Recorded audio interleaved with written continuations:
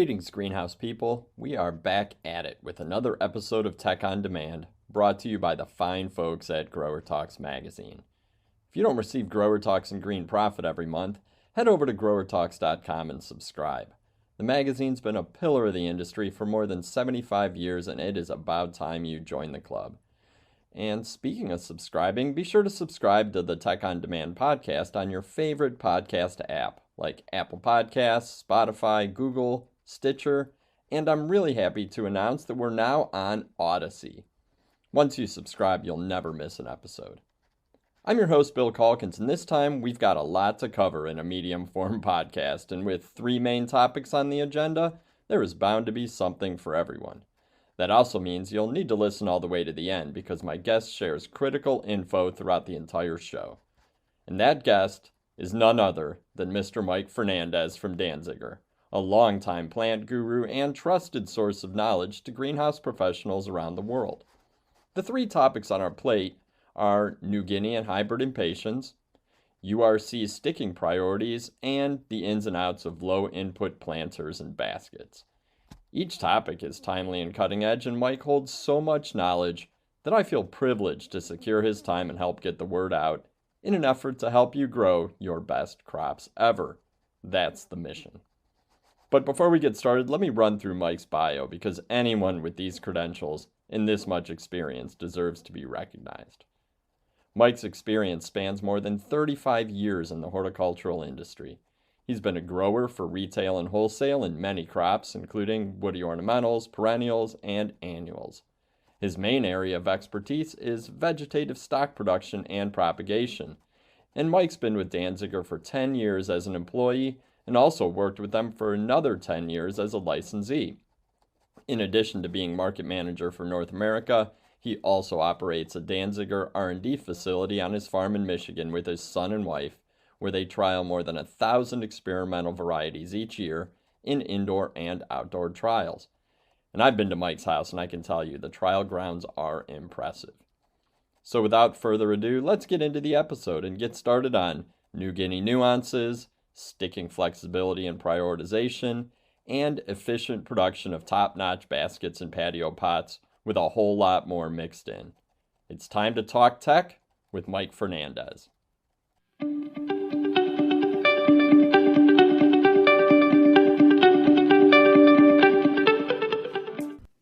Mike, welcome to the podcast. Yeah, thanks for having me.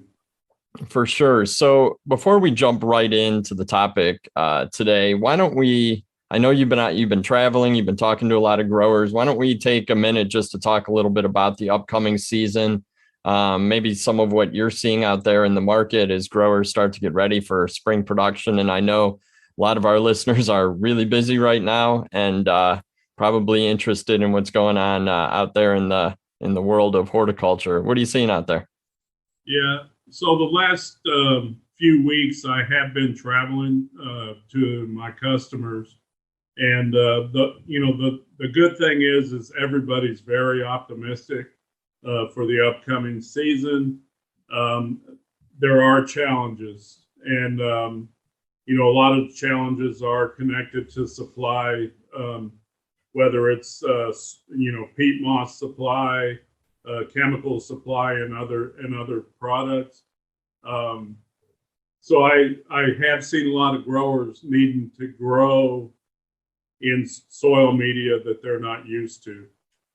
Which, if you're a grower, you know it's not always easy to change your watering practices. For sure. And a lot of that does come down to water management, moisture management, and the different nuances with different mixes. So, but are they navigating their way through this? They are. What I tell them is you can grow in anything. It's just a matter of watching, certain things that apply always when you're growing, that there's not, they don't stay too wet, that you're getting enough fertilizer to compensate for maybe a component that's not all the way broken down, like wood fiber or even bark. So they do have to adjust their fertilizers and raise them to compensate. That makes sense. And the young plants you're seeing out there are looking pretty good. Yeah, I saw a lot of really nice young plants, either being shipped in as liners or the growers propagating themselves. To me, it seems like a pretty uneventful year on that side, except for the shipping challenges, of course, which they are out there. For sure. Yeah, I don't think that's going to surprise anybody, but hopefully our listeners are receiving their plants on time for the most part, and the propagators out there are on their way to moving those plants out the door. So I know that everybody's kind of expecting another big year. We've seen a lot of growth, and it doesn't seem to be plateauing yet, which is good. And certainly when you look at some of the social media on the consumer side, there's a lot of spring fever out there. But let's kind of get into the nitty gritty of growing, some of the technical aspects, and we do have a lot to cover. So let's go ahead and get started. And let's start with one of the crops that I know that you've worked a lot with in terms of whether it's the production side and the trialing side, and certainly a crop that you're familiar with is New Guinea impatiens and the hybrids, which have become so popular in the last it's probably 10 years now. I was going to say recently, but it's probably not that recent. They've seen a lot of growth, and I think with that comes new introductions, and more cuttings are hitting greenhouses and liners. So what are a few things that our listeners need to be aware of when it comes to New Guineas and hybrid impatiens in terms of culture, and any nuances or production strategies that you find yourself helping growers with? Yeah, so one thing with New Guinea impatiens, it's all about time and temperature. It doesn't have anything really to do with the day length or the light. The temperature is king, and so you have to know what temperature you are to be able to program the finish time. So, I'll give you an example because we do a stick to flower trial every year. So at 72 degrees, the majority of New Guinea impatiens are around 12 weeks from sticking to unrooted to a finished flowering plant. Then if you go down to 68, you just added 2 weeks of production time. So you really need to know, and call it what it is. I do have a way to calculate a sheet that you can calculate finish time by temperature. I think it's good to get that information and just call it what it is, and give it the time. The other thing is you definitely need to watch your EC. Don't be too high. EC will shut down a New Guinea. And so you want to be around 0.9, not really over 1. I know this because I see it every year. Usually about 2 weeks before Mother's Day, I get a whole bunch of calls of people wanting to know what to do with their New Guineas. And, so of course you can leach them and get the salts back down. So that's going to be very important. And then another thing to know is, a New Guinea impatient will get its size depending really on how soon you transplant it. So, the biggest baskets would be a direct stock. Or I always tell people, look, transplant your New Guinea liner in 3 to 4 weeks if you have baskets. And then if you're doing small pots, you might want to have a 6-week-old liner for that. So that's very important as well. Anything in particular with hybrid impatiens, or are they following a lot of the same protocols as New Guinea? They're the same. They're the same. Now there's product offered by actually Danziger or other breeders with fast flowering New Guineas and hybrid New Guineas. So you can kind of tailor it to the container. So say that you need to do a 306 pack. Mm-hmm. You could use fast flowering and direct stick and finish it in 6 to 7 weeks instead of waiting the full 12. And then, of course, the plant won't get as big. It'll be better suited for the pack. So. For sure. And it's exciting to see the breeding going in that direction with, different crop sizes for the different formats, and then dialing in the production regimes. We've come a long way, I think. There are also, of course, genetics for different uses. For example, Soluna by Danziger is made to be evenly compact. Mm-hmm. and used mostly in small pots and packs, and then, whether it's Sun Harmony or Sun Patience, they're going to be ideal for, a landscape plant. So sure. You can choose for the use, and then most breeders will also have, even on regular New Guineas, the size along with the flowering time. So you could pick a small, medium, or large habit aimed at the container you're doing. Definitely, and I think that we've come a long way in the breeding of those crops, and that's super exciting. And something you said when you talked about how soon you transplant is critical to sizing those crops up, is a really good segue into our next topic, which is to talk a little bit about sticking priorities and what needs to be considered throughout production, especially when greenhouses are busy, is when to stick what crop. Because, sometimes it comes down to labor, sometimes it comes down to just availability of space in the greenhouse or on the machinery. So everybody kind of probably has a plan and a protocol when they start the season, but obviously plans need to be flexible. So can you talk and help our listeners understand a little bit about prioritization of sticking schedules, especially when the time comes to pivot your plan a little bit, which I know you deal with quite a bit? Yeah. So the first thing is it even starts before that sticking priority, is to order your cuttings according to your ability to get them stuck. So most breeders, suppliers will offer multiple ship days. So it's a good idea I think, to split your shipment up so you don't have too many all at one time. A grower's first reaction is to get it all Monday, and so I know I have it, and then we're going to stick. The problem is, if you don't get it done till Friday or Saturday, there's going to be problems. So that's the first thing. And then, a sticking priority, which most breeders, Danziger as well, offer a sticking priority list. And then that's going to be based, on numbers or letters. Like I always put one out that's, 1, 2, 3, and 4 priority.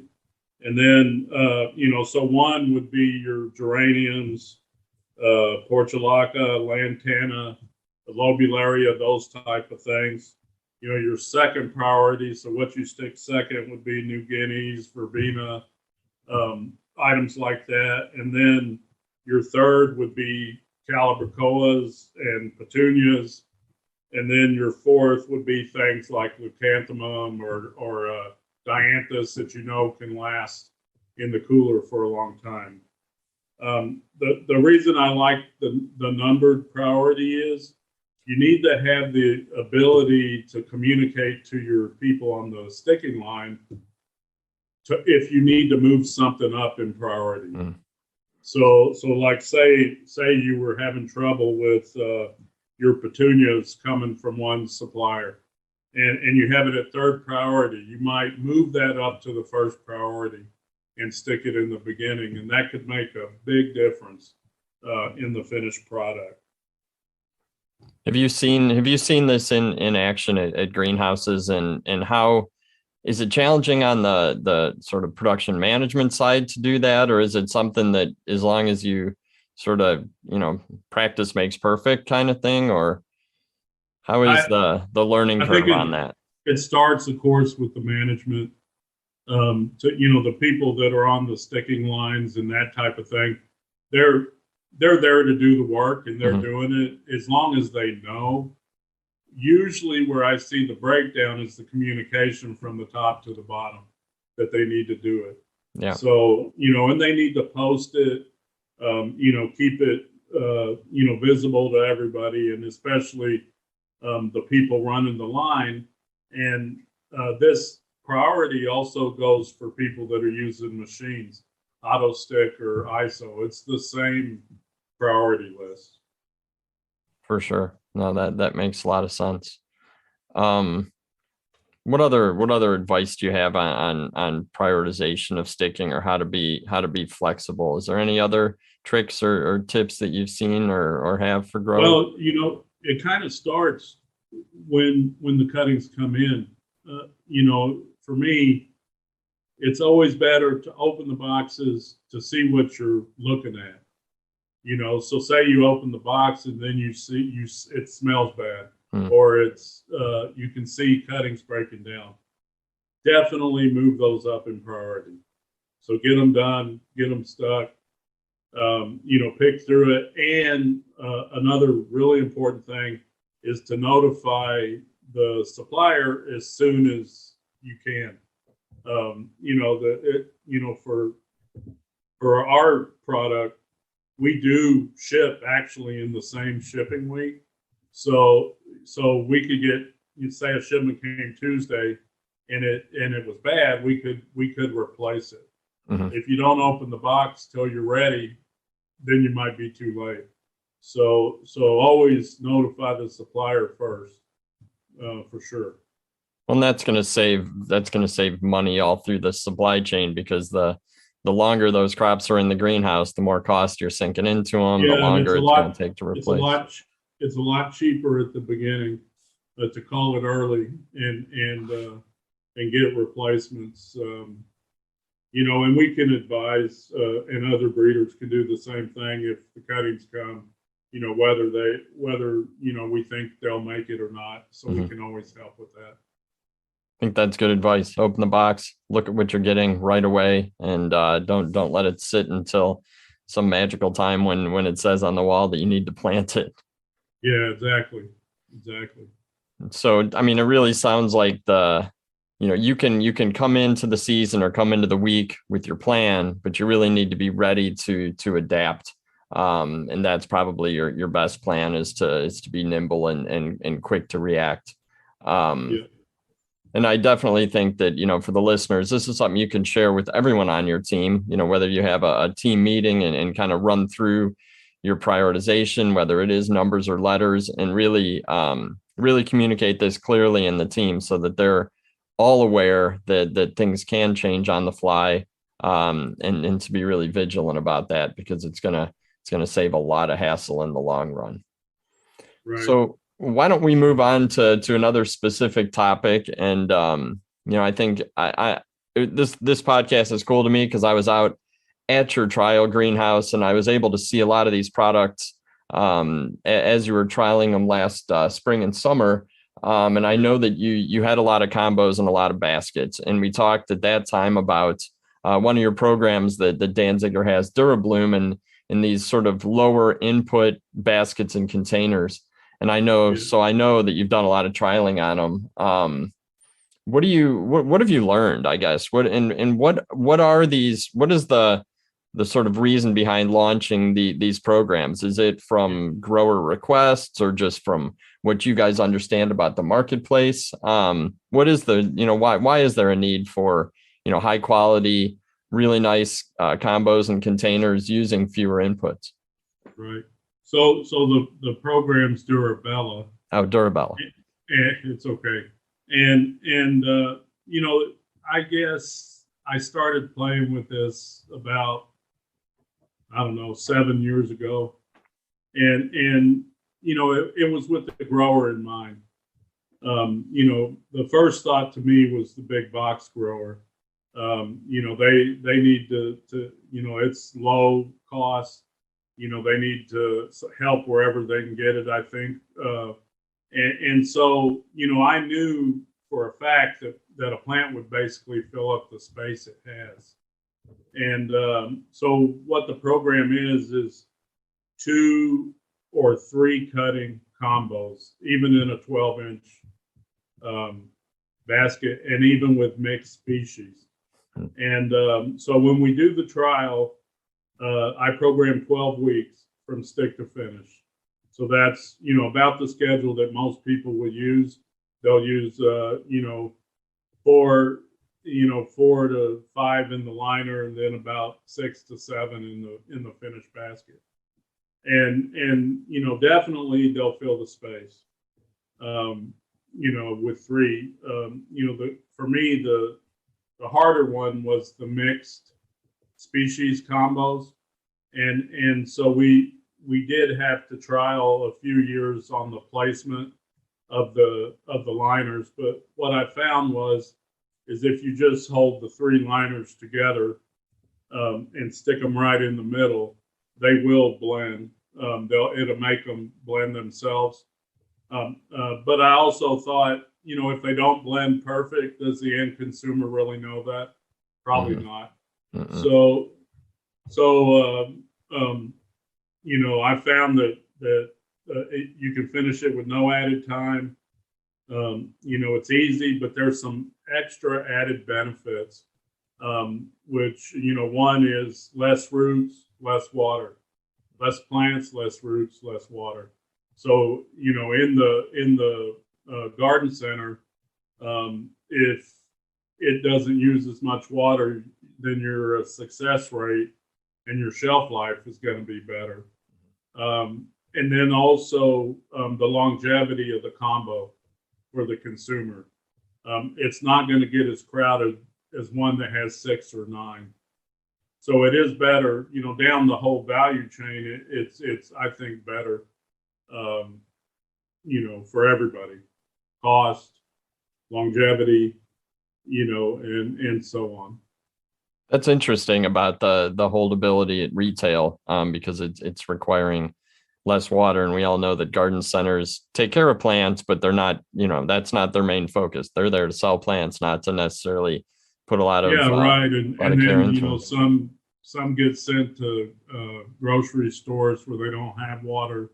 I see it at our grocery store every spring. And so if you can buy an extra couple of days, it could be the difference in selling or not selling. Yeah, that's for sure. I mean, it all comes down to reducing shrink and still providing a super high quality product at the end of the line for the end consumer. Right. Have you run into not necessarily pushback or sort of nervousness about this concept from growers that you've talked to? I mean, is there anyone who's been gun shy that you've been able to talk, discuss with them the pros and the cons that they can gain from this, and then they've tried it and had success? Yes. The hardest part is getting them to believe it. We've all been conditioned for years to put, for one, to plant the plants even, from one side to the other. So that would mean 2 of each in every combo. And so it's hard to change people. The other thing is they don't want to fail, so it's hard for them to make that move. What I do with my customers is I tell them, look, just trial it, do a line, do 100 baskets. And I said, at the end, you're going to come back and buy more because they're going to finish and you're going to like them. Without adding the time. I don't tell anybody to add time. I've had people come back and tell me, I added time even though you told me not to, but then they were ready too early. Okay. So I just say for everybody, try it. You don't have to go in full bore. Are there some varieties or species this works better with? Are there any you found that you'd put it on the A list and any you would advise not to? Most everything will fit in that category. There could be slower items Hmm. that, like say a New Guinea impatiens, an example, and you were growing a little cold, and it was mixed with something that grew faster. That might be an issue. Although we did finish some Durabella combos with New Guineas, um, and then a lot of people were doing perennials Hmm. and even perennials in combo, and I would say that one you really need to trial Okay. because the timings are quite a bit different. So that would be one I would look a little closer if I were doing it. Okay. And then with Durabella, are these recipes you guys are providing, or I mean, are you giving advice on what goes together? Are you selling them as a package, or So how we does the grower get a hold of those? Yeah, so we do. A Durabella program is offered. It's sold as a kit, as unrooted from our farm, which comes, basically the three components together, and with a rubber band around them, and they have all the supporting labeling. So what we do is we trial every year a large number of Durabella possibilities, and then we choose from those. Okay. And then it's kind of, driven by the sales. If the combo sells, it stays. If it's, we give them a few years. If it's not that popular, then we will move on. But the other thing that's important is the Durabella numbers are driven by the unrooted availability. Okay. So it will only allow Durabellas for the component that has the lowest availability will drive the number. So you could be assured that you would get it. They do come in a box um, labeled as Durabella. So it's easy. Okay. And you're going to get all the components. That makes sense that you're Yep. working from the variety with the least availability or to build those. I think that's Yeah. definitely that's an improvement over a lot of the sort of multi-liner programs in the past where you've had subs and gaps and stuff like that. Yeah, we try to avoid all subs in that, and I think we've done pretty well with it.